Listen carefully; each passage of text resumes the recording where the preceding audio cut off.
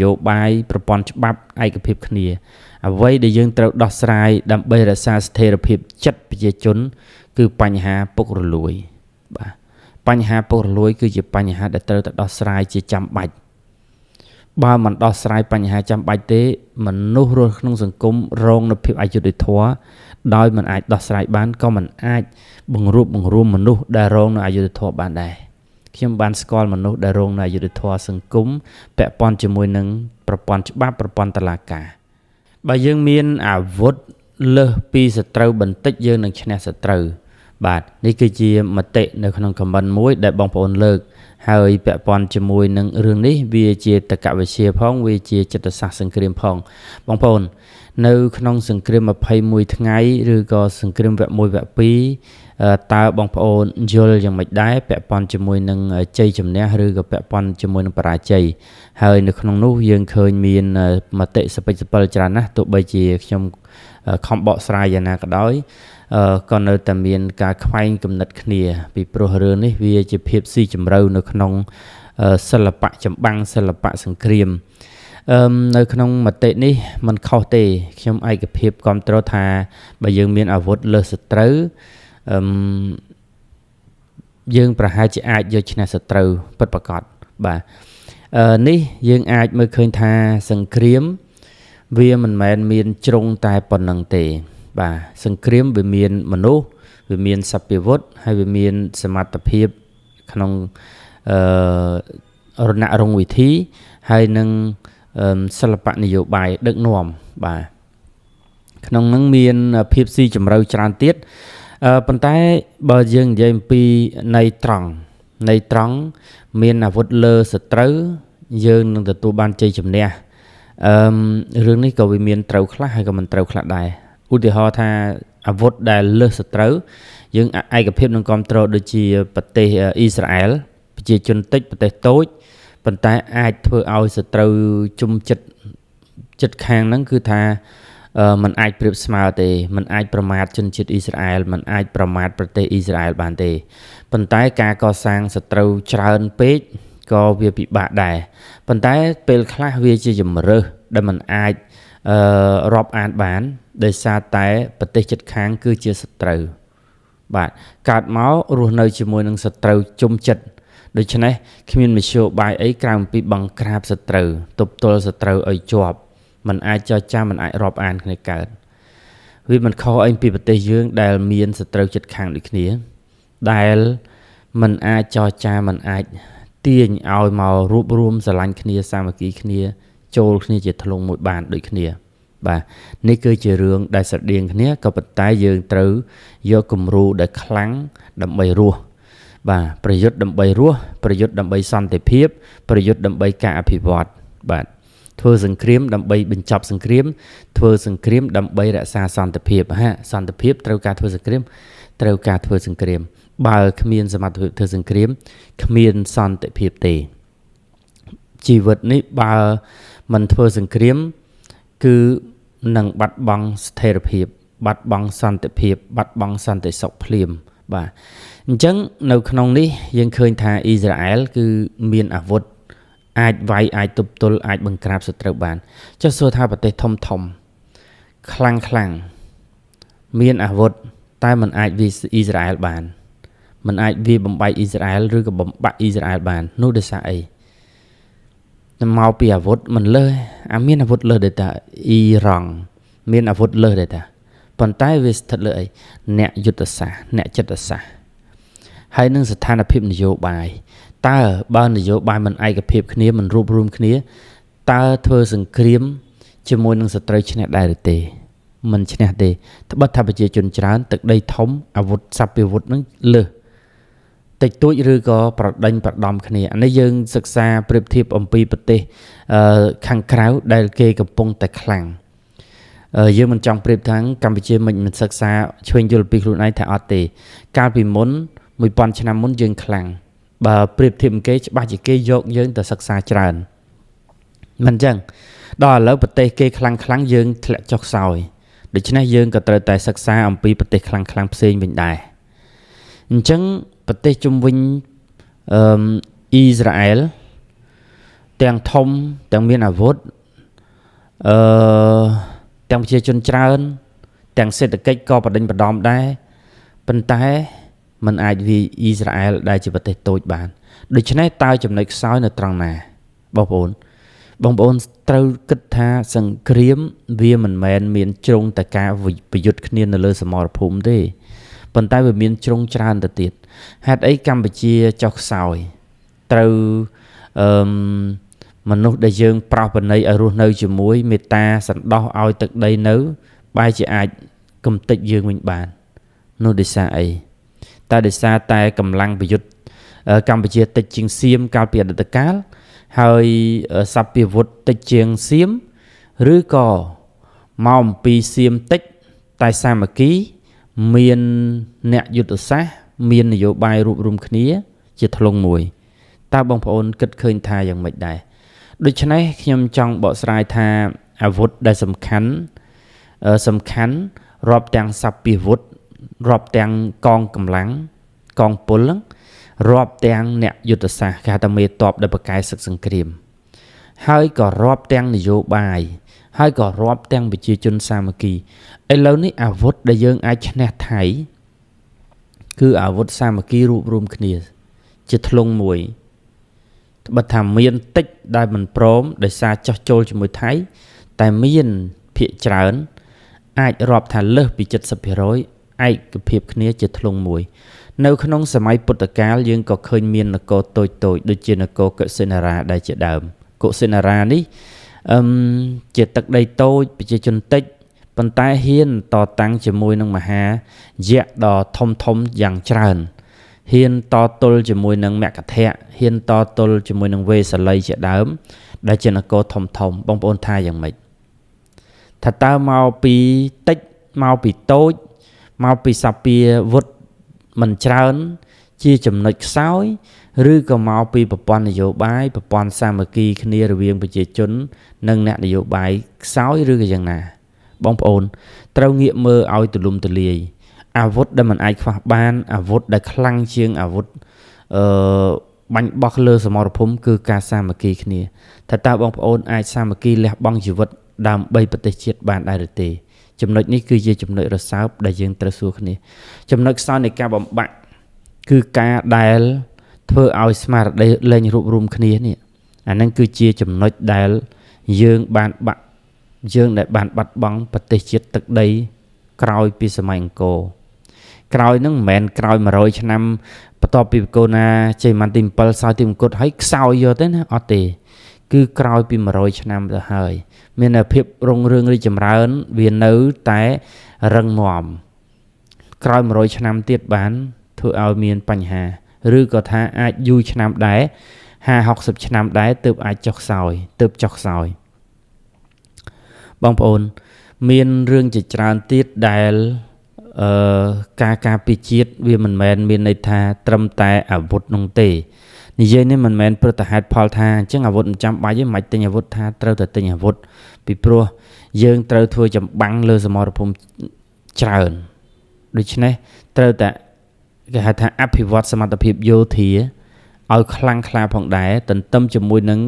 ការបង្រួបគ្នាសាមគ្គីគ្នាពហិការរបស់សត្រូវហើយរដ្ឋាភិបាលបណ្ដោះនៅមេដឹកនាំមេតបឆ្នើមប្រកែកសឹកសង្គ្រាមផងហើយប្រព័ន្ធនយោបាយប្រព័ន្ធច្បាប់ឯកភាពគ្នា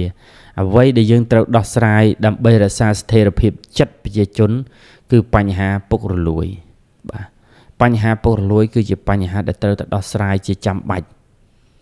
បើមិនដោះស្រាយបញ្ហាចាំបាច់ទេមនុស្សរស់ក្នុងសង្គមរងនូវភាពអយុត្តិធម៌ដោយមិនអាចដោះស្រាយបានក៏មិនអាចបង្រួបបង្រួមមនុស្សដែលរងនូវអយុត្តិធម៌បានដែរខ្ញុំបានស្គាល់មនុស្សដែលរងនូវអយុត្តិធម៌សង្គមពាក់ព័ន្ធជាមួយនឹងប្រព័ន្ធច្បាប់ប្រព័ន្ធតុលាការពុករលួយចេញពីតុលាការពុករលួយមុនគេហើយបាទអាហ្នឹងគឺចំណុចហ្នឹងបងប្អូនលេខនៅក្នុងចំណោមលេខពី1ដល់9ណាលេខ5គឺកណ្ដាលគេចំណោមភពតារាសាស្ត្រភពប្រហ័សគឺជាភពកណ្ដាលគេបាទបើសិនជាចំណុចកណ្ដាលត្រូវបានលំអៀងហើយវាអត់ស្រួលទេបងប្អូនដែលរែកទឹកឯងបើកាលណារែកទឹកដាក់ តមុនស្មើគ្នាប៉ុន្តែដាក់មុខទៅក្រោយទៅមុខឲ្យរៀងឆ្ងាយពីគ្នាយើងអត់អាចរួចទេយើងទៅមុខរួចទៅទាំងត្រដាបទាញធ្វើឲ្យយើងយល់យកបោកបក់ដើរទៅមុខមិនចង់កើតតែបើសិនជាយើងដាក់ឲ្យវាមានបលិនគ្នាវាមានសមតុល្យគ្នាវានៅចំណុចកណ្ដាលហើយគឺសង្គមនឹងទៅមុខលឿនតែម្ដងស្រួលតែម្ដងបាទម្រាមដៃយើងក៏មាន5ដែរអញ្ចឹងចំណុចហ្នឹងអាវុធចម្បាំងលើសមរភូមិសំខាន់តែស្មារតីទឹកចិត្តការសាមគ្គីគ្នាការហ៊ានលះបង់ដើម្បីការពារជាតិអានេះគឺជាចំណុចដែលយើងលើសថៃនៅក្នុងចម្បាំងលើកទី1លើកទី2បើគ្មានរបស់ទាំងអស់ហ្នឹងទេបើគ្មានសេចក្តីក្លាហានបើគ្មានការគ្រប់គ្រងលោកទឹកចិត្តជំរុញអំពីខាងក្រោយដែលយើងជាប្រជាជនហើយនយោបាយបែកបាក់នោះយើងគ្មានសមត្ថភាពការពារជាតិទេយើងមិនអាចទប់ទល់ឲ្យសត្រូវនៅត្រឹមព្រំដែននឹងបានទេបងប្អូននេះគឺជាអាវុធដែលសំខាន់ហើយអាវុធដែលមិនហត់អស់លុយអស់កាក់ដោយគ្រាន់តែត្រូវការស្មារតីសាមគ្គីរួបរวมគ្នាតើបងប្អូនអាចធ្វើបានឬនៅបណ្ដុះស្មារតីគ្នាត្បិតថារដ្ឋាភិបាលយើងមិនអាចបំពេញតម្រូវការឲ្យយើងបានទាំងស្រុងប៉ុន្តែយើងត្រូវមានស្មារតីមួយថាបើប្រទេសជាតិបើរដ្ឋាភិបាលដួលរលំយើងក៏ដួលរលំដែរនេះជាអាវុធមួយដែលយើងត្រូវតែមើលឲ្យឃើញពីតម្លៃប្រទេសធំតែមិនអាចវាយរុស្ស៊ីបានអ៊ីស្រាអែលបាននោះមិនមែនព្រោះតែអាវុធតែម្យ៉ាងទេតែគឺព្រោះស្មារតីឯកភាពរួបរวมជាតិដោយអ៊ីរ៉ង់បច្ចុប្បន្នគឺមានការផ្ទុះបាតកម្មតវ៉ាហិង្សាខ្លាំងមែនទែនដោយមិនឯកភាពដោយសារចាញ់មនោគមវិជ្ជាលោកសេរីបាទអញ្ចឹងវាងាយស្រួលដោយសារតែមានក្រុមដែលមិនគ្រប់គ្រងឲ្យធ្វើចម្បាំងប៉ុន្តែអ្នកដែលមិនគ្រប់គ្រងឲ្យធ្វើចម្បាំងហ្នឹងពួកគាត់មិនយល់ទេថាអ៊ីស្រាអែលនឹងគំរាមសន្តិសុខជាតិឬក៏ភាពរឹងមាំរបស់ជាតិត្រូវបានប្រមាថដោយមិនដឹងខ្លួនខ្ញុំនិយាយនេះមិនកាន់ជើងអ៊ីរ៉ង់ទេប៉ុន្តែរឿងតុល្យភាពនៃសង្គ្រាមវាមានជ្រុងច្រើនណាស់ដែលយើងត្រូវសិក្សាឆ្វេងយល់ឲ្យបានស៊ីជម្រៅបាទនៅក្នុងវីដេអូនេះខ្ញុំគ្រាន់តែលើកអំពី comment មួយហ្នឹងខ្ញុំគិតថាជា comment ត្រូវប៉ុន្តែខ្ញុំគ្រាន់តែបំពេញបន្ថែមថាអាវុធដើម្បីការពារជាតិវាលើសពីហ្នឹងជាពិសេសគឺសសរស្តម្ភជាតិតែម្ដងសសរស្តម្ភជាតិមានទាំងសេដ្ឋកិច្ចមានទាំងប្រព័ន្ធអប់រំមានទាំងប្រព័ន្ធច្បាប់មានទាំងប្រព័ន្ធតុលាការប្រព័ន្ធនយោបាយប្រព័ន្ធការពារជាតិហើយនិងប្រព័ន្ធមនោគមវិជ្ជាជាតិនិយមបាទអាហ្នឹងគឺត្រូវការណាស់ពីព្រោះសសរស្តម្ភទាំងអស់វាត្រូវឈរនៅលើមូលដ្ឋានគ្រឹះដែលឈរនៅលើគ្រឹះដ៏រឹងមាំគ្រឹះរឹងមាំជាងគេគឺស្មារតីរួបរวมជាតិនេះឯងបាទជាតិនិយមនេះឯងការស្រឡាញ់របស់ជាតិនិយមគឺនិយមជាតិ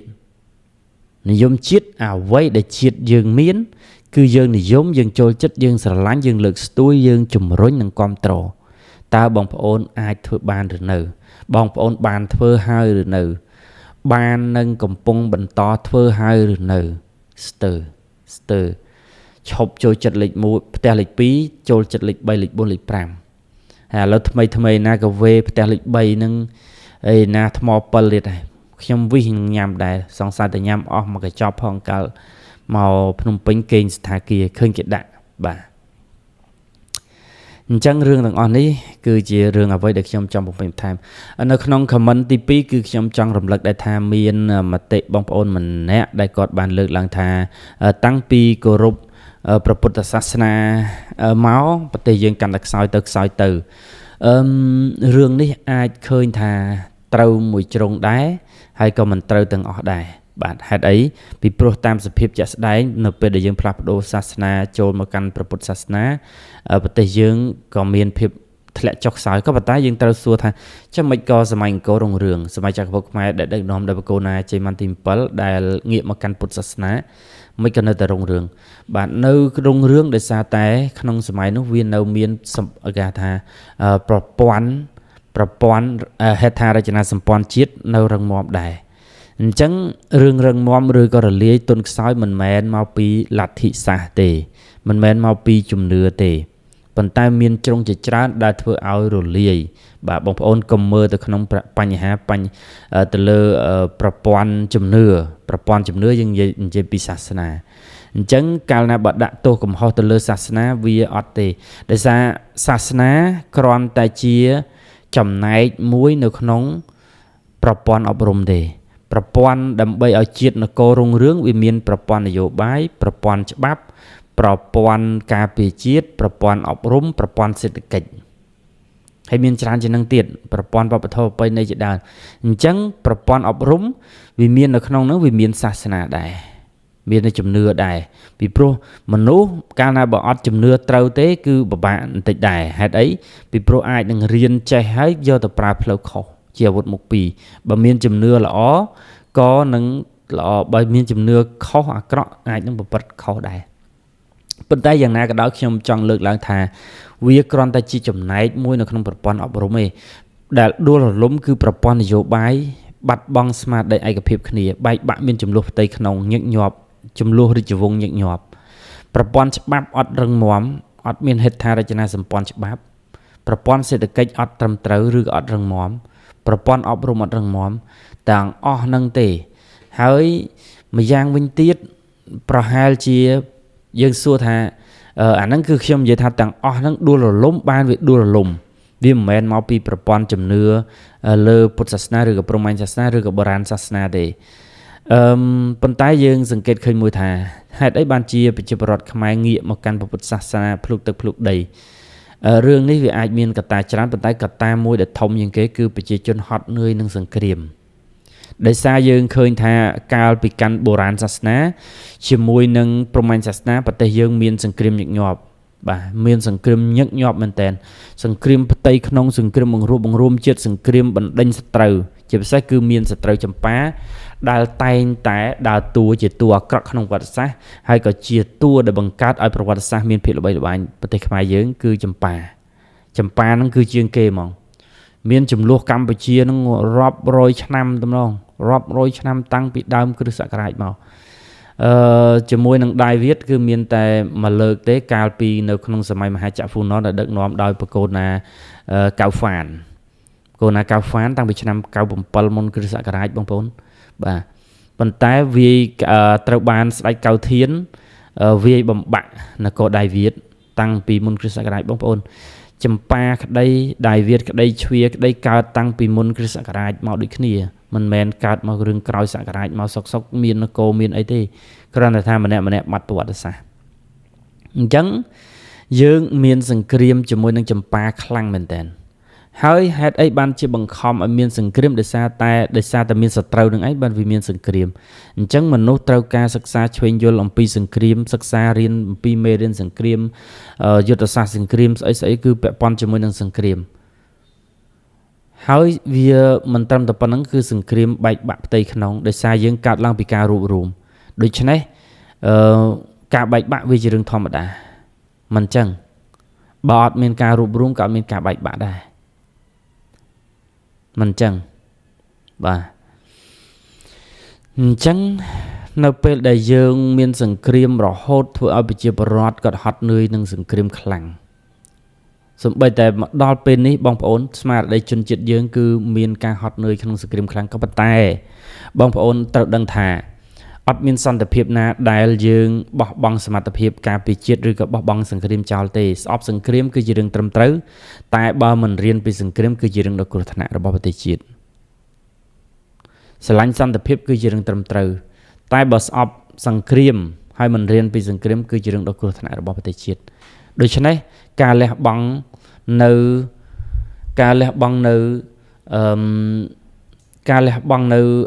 កំហឹងគំនុំអីជាដើមទៅតាមមាគ៌ារបស់ពុទ្ធប៉ុន្តែមិនមែនជាការលះបង់របស់ទុនទីជាតិទេទុនទីជាតិនៅតែពង្រឹងសន្តិសុខបាទប៉ុន្តែវាអាចជាផ្នែកមួយនៅពេលដែលយើងអស់ស្មារតីធ្វើសង្គ្រាមអស់ស្មារតីការពារជាតិលះបង់ដោយគិតថាពៀរងាប់ដែលមិនចង់ពៀនេះគឺជារឿងគ្រោះថ្នាក់ធ្ងន់ប៉ុន្តែយ៉ាងណាក៏ដោយ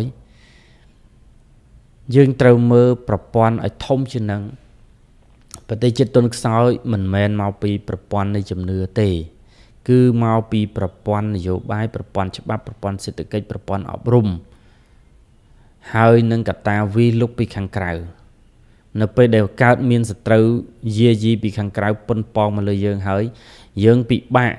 នឹងរក្សាខ្លួនណាស់ប្រសិនបើអត់មានបើសិនជាអត់មានគេហៅថាស្មារតីសាមគ្គីអញ្ចឹងអាវុធការសាមគ្គីការរួបរวมគ្នាការស្រោះស្រួលមូលមតិគ្នានេះឯងនៅតែជាអាវុធសំខាន់ដែលយើងអាចមើលឃើញអ៊ីស្រាអែលដែលបាត់ប្រទេសហើយស្រាប់តែខ្លាំងឡើងវិញគឺដោយសារការរួបរวมគ្នាហើយគឺជាពេលដែលមិនមែនខ្លាចសង្គ្រាមទេតែគឺត្រូវការឆ្វេងយល់ពីសង្គ្រាមនៅពេលដែលចេះសង្គ្រាមមានសមត្ថភាពធ្វើសង្គ្រាមទើបអាចរក្សាប្រទេសឬទើបអាចរក្សាសន្តិភាពនិងមានការអភិវឌ្ឍប្រទេសជាតិឡើងវិញបាទនៅក្នុងវីដេអូនេះខ្ញុំមានតែប៉ុណ្្នឹងឯងចង់ដាស់តឿននិងបំពេញបន្ថែមតែប៉ុណ្្នឹងទេថាវាមិនមែនមកពីសាសនាមកពីជំនឿមកពីពុទ្ធឬក៏មកពីណាទេហើយនិយាយនេះមិនមែនពុទ្ធខុសទេគឺមនុស្សដែលកាន់បដិបត្តិទៅតាមមិនត្រឹមត្រូវបាទមិនត្រឹមត្រូវដោយប្រើការយល់តាមគ្រូបាអាចារ្យតែប៉ុណ្ណោះទេបាទសូមអរគុណច្រើនពុកម៉ែបងប្អូននៅសង្ឃឹមថាចូលចិត្តហើយជួយ share ចែករំលែកនៅ channel subscribe channel share today ទាំងអស់គ្នានិងព្រះរាជគ្រូតាមរៈទាំងអស់គ្នាបាទសូមអរគុណច្រើនសូមគោរពជម្រាបលាជួបគ្នាក្នុងវីដេអូក្រោយ